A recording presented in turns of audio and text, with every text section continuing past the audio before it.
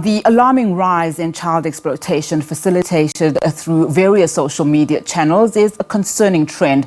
This in regard to content creation with children that are not of consenting age. Today, I'm joined by guests that will help us look into the harrowing details of this disturbing phenomenon, shedding light on the urgent need for enhanced safeguards and vigilant measures to protect our children online. Now, my studio guest today is Tendai Luwo, a social media analyst. And of course, we are expecting to also be joined by Doreen Mokwena, a cyber security and internet governance specialist, and also Dr. Mashilo, Boloka, the CEO at the Film and Publication Board. But in studio, I'm now joined by Tendai. Tendai, thank you so much for your time. I mean, you are a social media analyst and you see the prevalence of children on social media.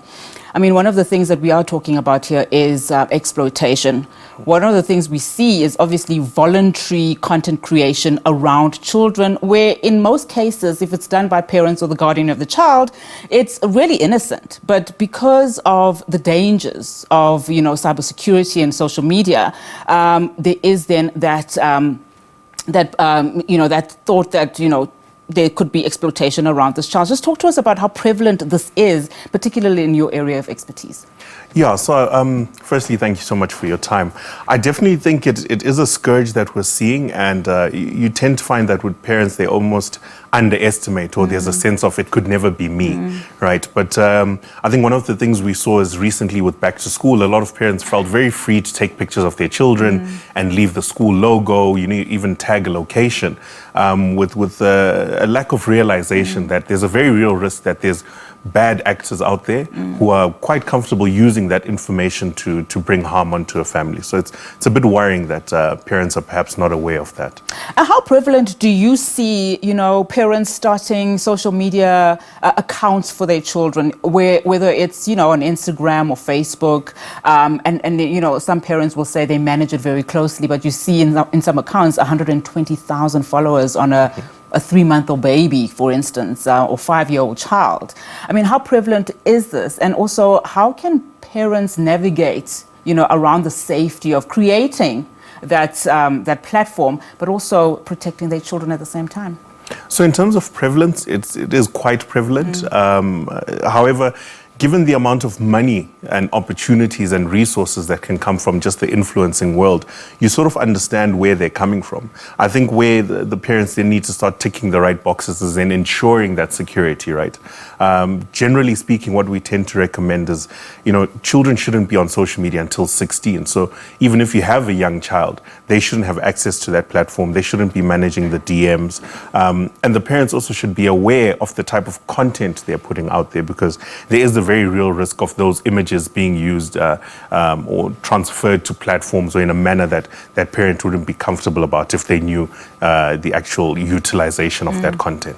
You touched on a point here where, of course, some parents probably see this as some form of, a drive for, commercial purposes or whatever the case is, and they use their children. But a child who's young doesn't really know how to consent. And even if they did at the age of 7, they might change their minds later on. So how would you then advise parents to navigate this space? I mean, we see it a lot. We see it happening a lot. Most often than not, some of these children are used in advertisements for, very popular brands. They become, TV stars overnight in most cases. Sometimes the parents themselves are in the media space. How should a parent navigate the space? Because, I mean, we can't really just deny them that right too that they feel that they have. Yeah, so I think having grown up, without giving away my age, but let's say in the 90s, right, we were familiar with quite a lot of child stars. There was the kid from Home Alone and, all these various actors we saw coming up. But now that they're adults, they will come forward and say, these are the pressures, these are the challenges we experience as child stars. And I think that's the same thing that parents need to be aware of, that if you're putting your child out there, if you're putting your child in front of the public, there is a psychological aspect that might not be present in the here and now. now, but you need to be cognizant of it in the long term and in the long run. So I think if those parents are going to do it, it does need to be a very honest conversation. You need to look at what are your key motivators. What are you going to do if the money doesn't come? Are you now then putting undue pressure on this child? So it is a sensitive one, and I think each family needs to take it on a case-by-case basis and put all considerations into place. And in terms of brands, what are the rules around big brands using children, in some of their campaigns, as an example, in terms especially as it relates to consent? So brands have been known to use children. If you look at a brand like, let's say, a popular diaper type of brand, right? They will use young actors. So it is permitted. However, there are certain levels of consent. There's also tax obligations that come into play. So there are certain rules and regulations that these parents need to consider before engaging their children in these brand deals. How has AI made this space even more dangerous, if I can put it that way? Because now you don't only have people exploiting children by, using their pictures, but they're using their videos, they are impersonating their voices. It then becomes a completely different arena. Yeah, so if you look about a week or two ago, there was this huge story of deep fakes being used to dupe an organization by, this malicious actor pretending to be the CFO and using this AI-enhanced video to pretend, to be this executive in the organization. The same thing also happens to some of these children, unfortunately, where, as we're aware, there are, pedophilia rings and all sorts of nefarious platforms. So once again, there is that risk, particularly with the younger children, where their content can end up being used in this negative light, which is why, again, parents need to really have a long, hard think to say, yes, it might seem cute, but do I really want to put my child's likeness out there, All right, Tendai, I'd like us to pause there and, of course, just to welcome onto this panel discussion. We are discussing the alarming rise in child exploitation, particularly on the cyberspace. I'm now joined, and I'd like to welcome Doreen Mokoena, cybersecurity and internet governance specialist, as well as Dr. Mashilo, Boloka, CEO of the Film and Publication Board. They're joining us online, and we'll continue this conversation with them.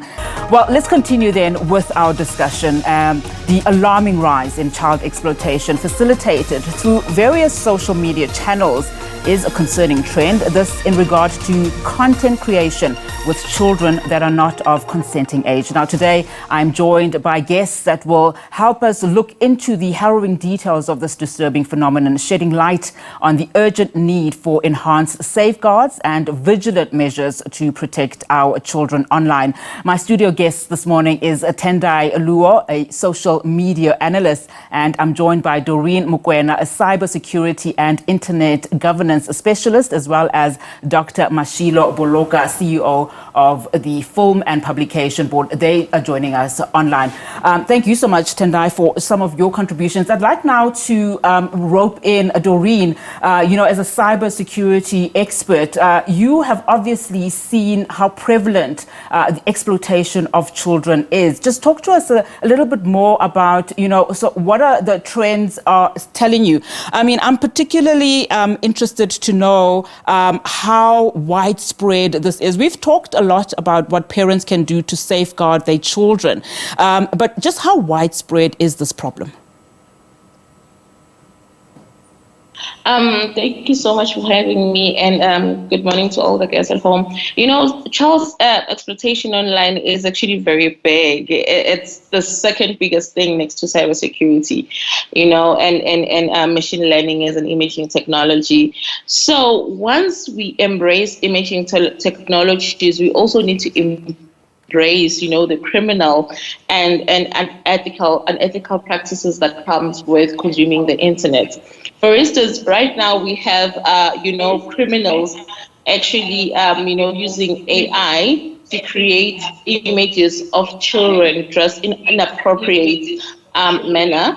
And we also have, chatbots whereby adults would pretend to be a child, whether, specific to that, victim's age, and just chat them up, in terms of grooming, in terms of sexual texting, and ask them to view inappropriate content as well as a form of grooming and sexual misconduct. So everything begins, with the huge emergence of imaging technologies. Hence, it's very crucial for us, cybersecurity analysts, to actually say, listen, these are the trends that we're looking at. And at this point, chatbots and sexual grooming and sexting is actually one of the biggest trends that we are being confronted with, when we deal with child exploitation online. Dr. Boloka, I know, of course, you've been campaigning a lot to create safer spaces, particularly for children. Let's talk now about accountability. I mean, we are currently seeing, some platforms like Meta's, like, your TikToks being hauled to the Senate, particularly in the US, where, these companies are then, tasked or put to task in terms of their accountability. I mean, what else needs to be done in as far as making sure that these platforms are safe for our children? I mean, there's only so much parents can know and understand about, the dangers of social media. Thank you very much for the opportunity this morning. I think we are very fortunate in South Africa that we are amongst the top countries who provided legal mechanisms to hold the social media platforms accountable. Just to give you a classic example, in 2019, Parliament approved a legislation which regulates, key amongst others, that for any social media platforms that operate in South Africa, they must register with the Female Publication Board. And that registration means we set some conditions that they must comply with, such as them providing to us some protection measures for the children, like what is that we need to protect the children, and submit the reports to us. And any of these social media platforms that are not complying with that conditions around efforts or measures to protect the children, they can be reported, whether through a parent, general public, as well as even us when we take them online, because we do have an online monitoring team that works on that. And then if they don't comply, we take them to the what you call the enforcement committee, which is chaired by a retired judge, provided for in law. They've got the powers to impose huge penalties for the distribution or possession or even the production of content that harms the children. So we've got those measures that we've put in place. Dr. Boloka, let me pause you there. I'm going to come back to you a little bit later on. We continue now with our conversation, a very serious conversation around the alarming rise in child exploitation, particularly on social media. I'm continuing my conversation with my studio guest, Tendai Luo, a social media analyst, as well as Doreen Mukwena, who joins us online. She is a cybersecurity and internet governance specialist. Also on the line is Dr. Mashilo Boloka, and he is from the CEO. He's the CEO at the Film and Publication Board. Doreen, perhaps let's continue with you before I bring in Tendai. I mean, one of the things that we were talking about a little bit earlier on was how do parents safeguard their children, particularly where they want to create content for their children. So what we are seeing now, is the rise in content creation around children. We talk a lot about, children being exploited by people that are unknown, criminals in this instance. But there's also parents who voluntarily put their children on social media for content-related purposes, where essentially the only permission that they have is, or the consent that they have is their right, for being that particular child's parent, and also because that child is a minor. How prevalent is that? And I mean, what are some of the dangers that parents need to watch out for, where they continue to put their children online, and where are the parameters where that is concerned? There's a saying that goes, the internet doesn't forget. And again, we are dealing with, content. Content has now become the new oil. It's the new biggest currency. Everyone needs to consume content online.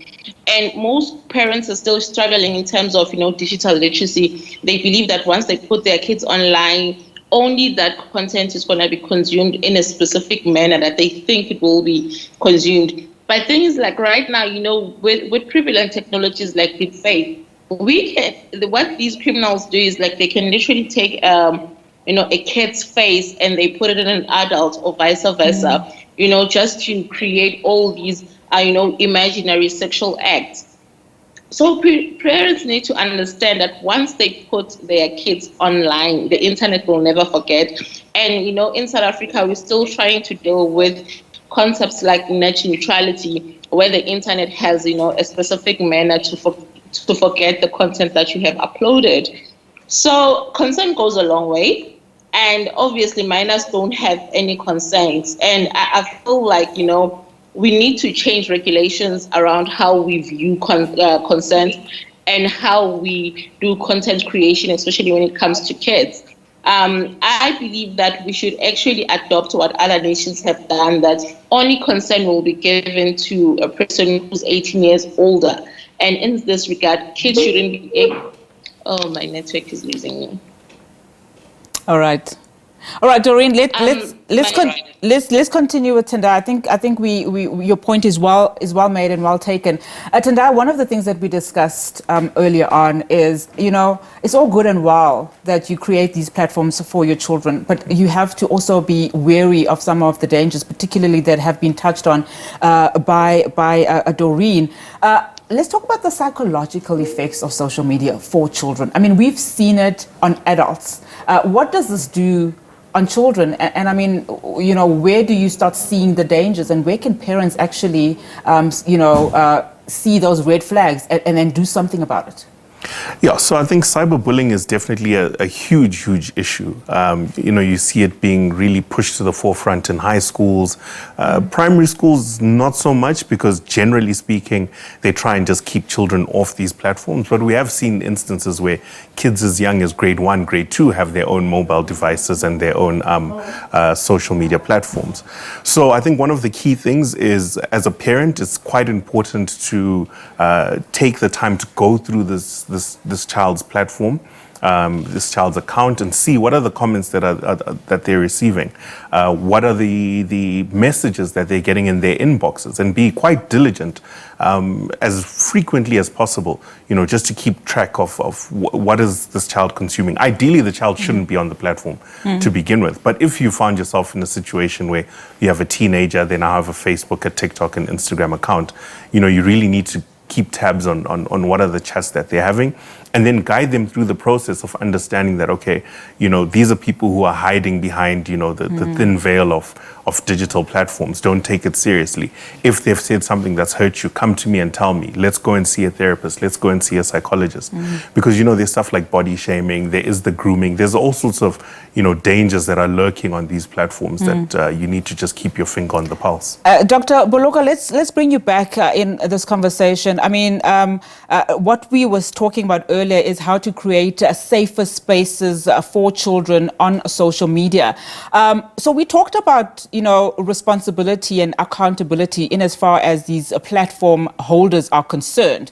But where does the responsibility lie in as far as parents are concerned? Because what I'm hearing now from, the panel is that ideally, we should not be putting children who are younger than 16 on social media, because again, there is that question of consent, which is not there in children.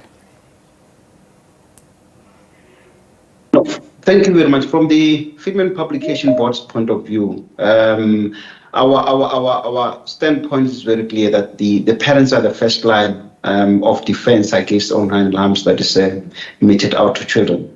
In other words, sometimes, and I think that's one of the things that we always say to parents, sometimes your child gets exposed to pornographic material on the cell phone that you borrow them, innocently so. So I think you must be careful on what you have on your cell phone, because we have realized that parents are also using cell phone as a new ways of parenting. We borrow our cell phone to our children, not knowing that they can access sites that they don't want to access, but those sites just get popped out as they are playing with whatever game that they have. Then the second thing, the second message that we want to draw out to parents is, don't share the pictures of your child online, because predators use that, and like I think Doreen said, then they do what they call deep fakes, and then ultimately they manipulate those pictures, and you find your child in materials that you don't want them to be, and those things will stay with them forever. So we always see parents as our first line of defense. Hence, as the Freedom Publication Board, we try to educate through a training program on parents and teachers, because they are very critical elements of safety or components of safety for children protection.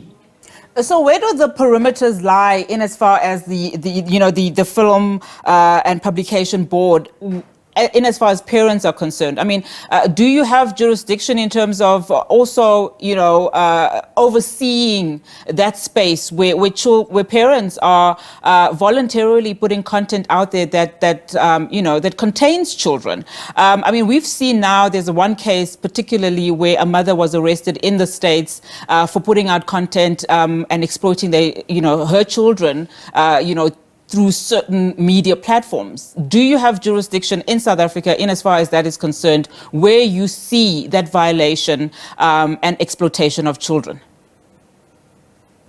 Like I said, I think compared to other countries, South Africa has got a very strong legislation which regulates the production, the possession, and the distribution of content relating to children.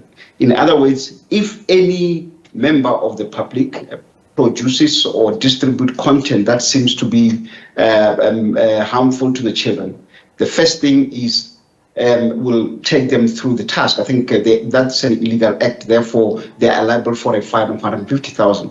The same thing we got, I think, for the members of the public. We also, as the Freedom Publication Board, manage a hotline where any member of the public can report that kind of behavior or that kind of conduct on the part of any parent or any predator out there, where you report what you call children sexual abusive material, or what you call child sexually exposure material. In other words, whether the child is being exposed, because the child can't consent, and therefore that's why we protect that. If we find any member of the public doing that, or any parent doing that, we've got powers to take actions, legal actions against them as the Freedom Publication Board. We've got the powers to report those matters, to take those matters to the law enforcement agency, the police, as well as the Director of Public Prosecution, because that's what the law requires of us. So those are the powers that we do. Hence, we continue to conduct this kind of training to parents and the teachers as well, to say, be careful of what you distribute or what you produce or what you share regarding your child online. As we wrap the conversation, Dr. Boloka, perhaps I'll start with you, just your few words, to wrap up our conversation this morning.